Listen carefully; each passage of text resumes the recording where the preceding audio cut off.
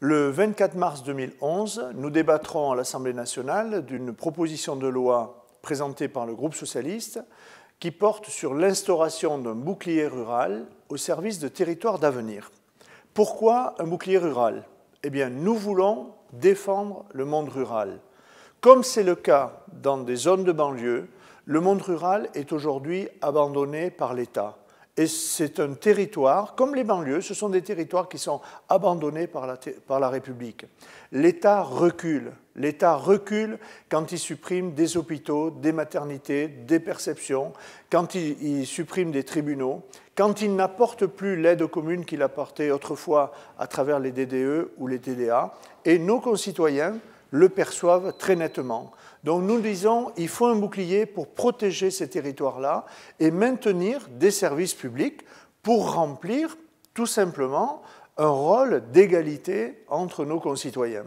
Pour cela, nous proposons plusieurs choses. Nous proposons qu'il y ait un temps d'accès minimum vers ces services-là, vers les services de l'éducation, 20 minutes d'une école primaire, 25 minutes d'un établissement secondaire, 30 minutes pour le service public de l'emploi. Nous proposons aussi de maintenir des services de santé, et pour cela, nous disons que les mesures d'exonération et d'incitation pour installer les jeunes médecins à la campagne ne suffisent pas, et qu'il faut aujourd'hui que ce soit l'Agence régionale de santé qui fixe les installations de ces médecins.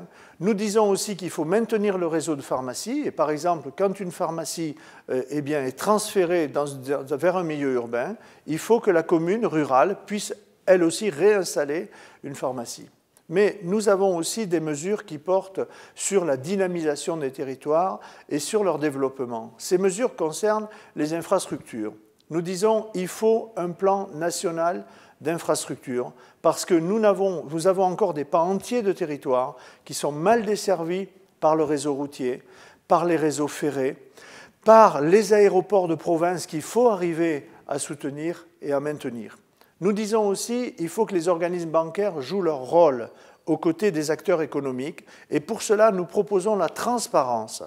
Nous voulons savoir, département par département, canton par canton, quel est le niveau des dépôts dans les organismes bancaires et quel est leur niveau de prêt.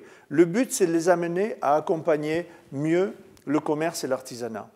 Pour le commerce et l'artisanat en particulier, nous prévoyons dans des zones de revitalisation rurale de passer des conventions entre les commerçants, les artisans et l'État sur le même modèle que nous avions créé les contrats territoriaux d'exploitation pour les agriculteurs. Il s'agit d'accompagner ces commerçants, ces artisans qui jouent un rôle de service public en fait dans ces zones-là et qui travaillent dans des conditions beaucoup plus difficiles. Nous voulons enfin assurer la couverture numérique sur l'ensemble du territoire parce que c'est aujourd'hui une obligation et un outil qui est devenu indispensable. Vous le voyez, c'est un ensemble de mesures qui visent non seulement à protéger le monde rural, mais aussi à développer le monde rural. Parce que les territoires ruraux sont des territoires d'avenir. L'INSEE nous le dit, ces territoires vont gagner énormément en population dans les 10, 20 et 30 prochaines années. Je cite un seul chiffre, l'Aquitaine gagnera 26% de population. C'est vrai dans toutes les régions de France. Il faut préparer ce mouvement qui va aller du monde urbain vers le monde rural.